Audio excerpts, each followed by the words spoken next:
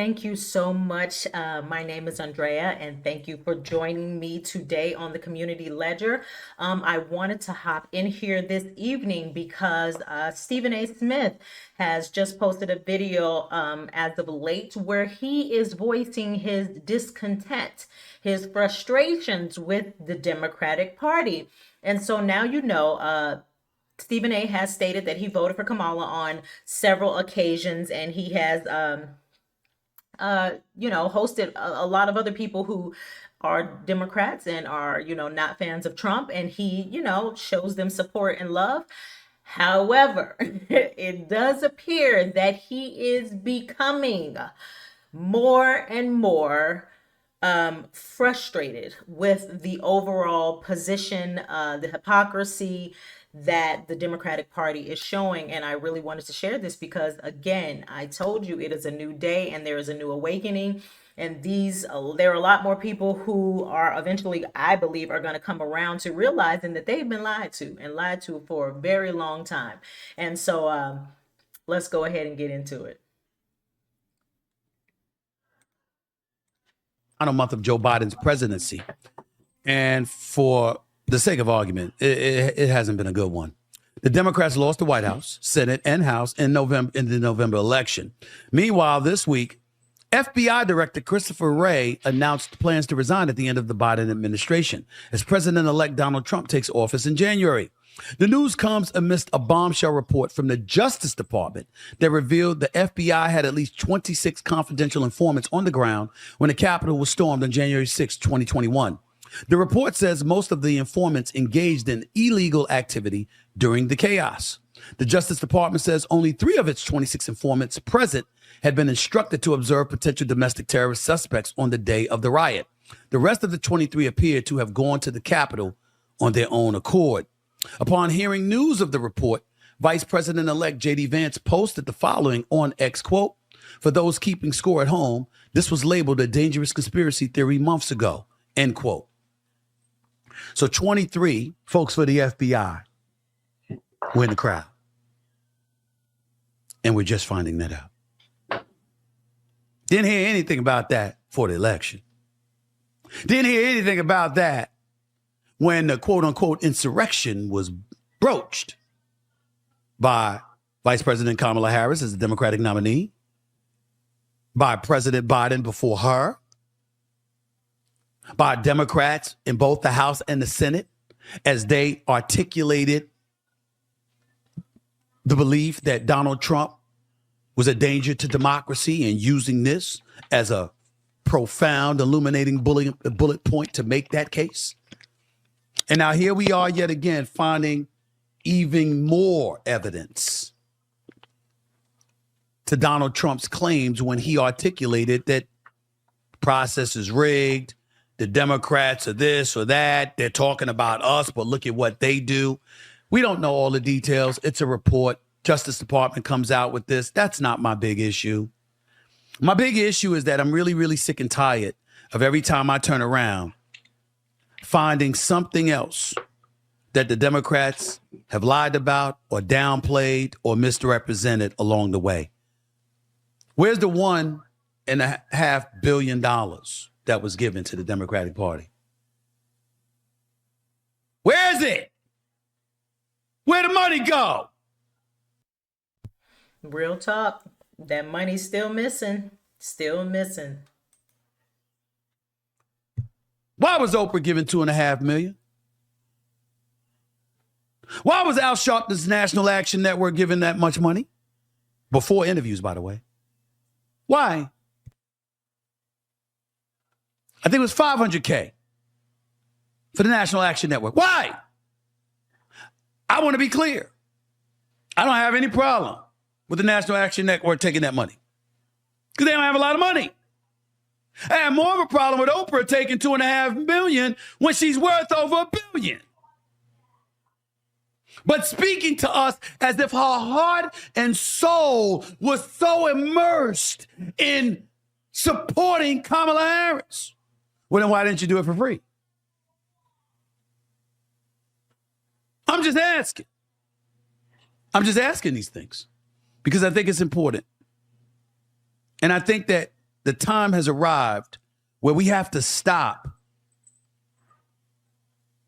letting stuff go all the time, particularly when it comes to the left. I mean, I see Republicans like Megyn Kelly or Officer Tatum or Candace Owens or, the Sean Hannitys of the world. You know what I'm getting tired of? To the Democratic Party. You know what I'm getting really pissed off about? I'm getting really ticked off at every time they open their mouth about something pertaining to y'all, they seem right. I would love to argue with Sean Hannity. How can I? Do you know what Sean Hannity used to do to me when I told him Kamala Harris had a chance? He'd laugh. Like literally, genuinely giggle. He'd go on TV and put on his straight face to y'all. You got to be concerned. This election could go either way. He laughed. So you see, Stephen A. the whole time was convinced that she had real momentum. She was the next Obama. Everybody is feeling Kamala. And the whole time, everybody was saying this is all theatrics. This is all BS. The math ain't mathing. I did so many videos telling you it does not make sense. It is not possible. She cannot be doing worse than Biden. She cannot be doing worse than Hillary and win this election. There's no way. The numbers just don't add up. But the whole campaign, it's neck and neck. It's neck and neck. No, it ain't. No, it is not. There was no months. There were months before we even got to election day. And I mean, she was only even running for 2 months, 3 months. So she was flopping the whole time. She was flopping the whole time. And that's why Hannity was laughing please. But staunch Democratic advocates were like, she's got so much momentum. You were being lied to. You were being lied to. He wasn't concerned about her. Before I called out Biden, he was calling Biden Sleepy Joe. What's percolating on social media today? Just go and look at it, y'all. Joe Biden is caught napping at an African summit in Angola for at least a full minute. They didn't say whether he was snoring or not. That's about all that was missing. But he was clearly asleep. And again, everybody knew that Biden was losing his sensibilities. He was in the middle of cognitive decline. We all knew this. But the Democratic Party and the media was like, oh no, he's fine, he's good. And it's like, no, he's not. No, he's not. So you, Stephen A., fell for the lie. I'm not going to pardon my son. I want to state for the record, I have no problem with him pardoning Hunter Biden. I had a problem with him trying to act like it was unjust what was being done in pursuit of getting after my son because they wanted to get to me. All you had to say was, I'm pardoning my son because he's my son. You couldn't just say that, though. You know why you couldn't say that, President Biden? Because you had been telling us it was the last thing that you were going to do. And why did you say that? Why did Karine Jean-Pierre, remember how she said he will absolutely not pardon his son? It's all over social media right now. They kept saying it. It's everywhere. How many times did the Democrats tell us no one's above the law? No one's above the law. No one's above the law. Nancy Pelosi, Hakeem Jeffries, Elizabeth Warren, who makes you feel like your soul is going to hell if you don't agree with her. Inconsistency after inconsistency after inconsistency. We can argue policies. We can argue politics all day long.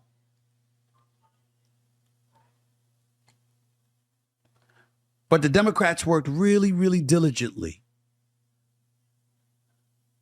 to make the case that the right had a monopoly on insidious, evil tendencies, corrupt tendencies, duplicitous, hypocritical, untruthful tendencies. And every time they made those accusations, we turn around and find out that at least some of them are guilty of the same shit. I don't know about y'all, but I'm sick of all of it. I'm sick of all of it. They've actually made Donald Trump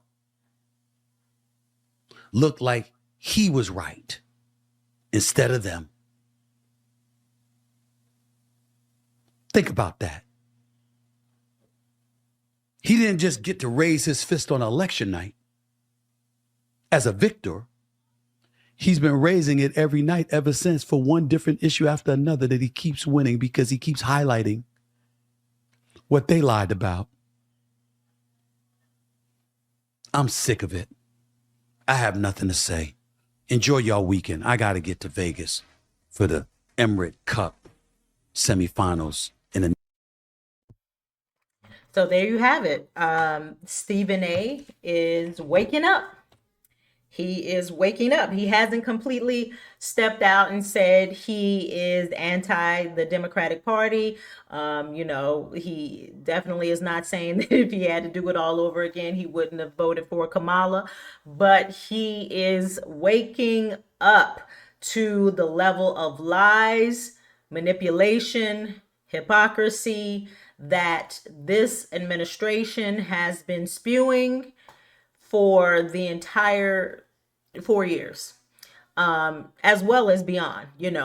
Obama as well. So the Democratic Party for 8 to 12 years have just been spewing lie on top of lie on top of lie, and this entire campaign was built on that. This entire campaign was built on doom and gloom. Trump is Hitler. He's a fascist.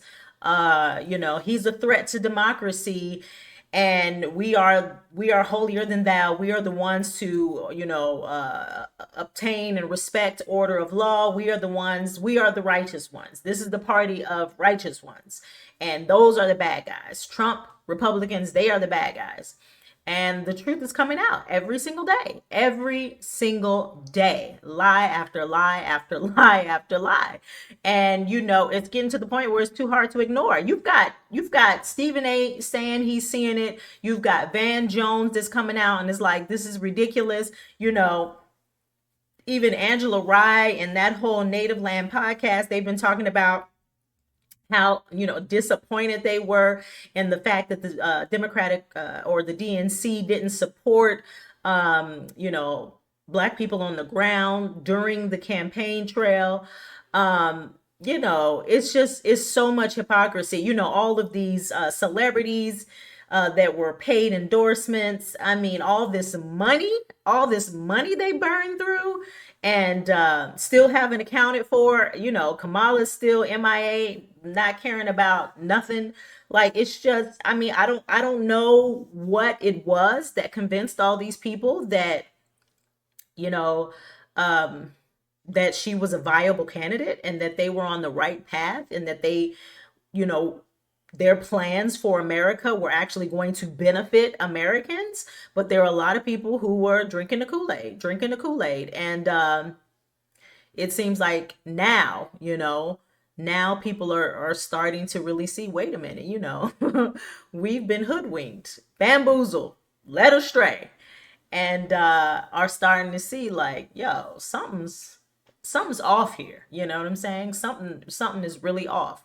And I respect the fact that he has come out and he is voicing, his disdain, his frustrations, his concern, because ultimately that is the only thing that is going to help that party revamp, rearrange, restructure how they go about everything. Because like I said before, they're not going to be in power for quite some time if they don't get it together and do some self-reflection. And Stephen A, I don't always agree with him on a lot of things, but this one is real. The Democrats, the Democratic Party, they own something new, and it is not in line with the people. It is not in line with what most Americans want for themselves, want for their children, and it's a whole lot of conspiracy, whole lot of hypocrisy, a whole lot of finger pointing and deflection, and they are the ones that are on that BS 9 times out of 10, and it's a shame because Trump is not perfect. Obviously, we know that he's definitely a flawed human, but at the same time, I don't believe that his desires were as diabolical as the Democratic Party, which is definitely unfortunate. But nonetheless, like I say, what is your opinion on Stephen A's come to Jesus moment? It looks like he's starting to see the writing on the wall. He's starting to see, these people are bogus. These people are actually lying. These people are playing games. And I thought Trump was the bad guy. I thought the Republicans were the bad guys. I'm seeing something else. But if you have not already, please do subscribe. Please do jump in the comments and give me your opinions because I love the dialogue. And again, thank you so much for joining me this evening. Again, my name is Andrea Banu, and this is the Community Ledger.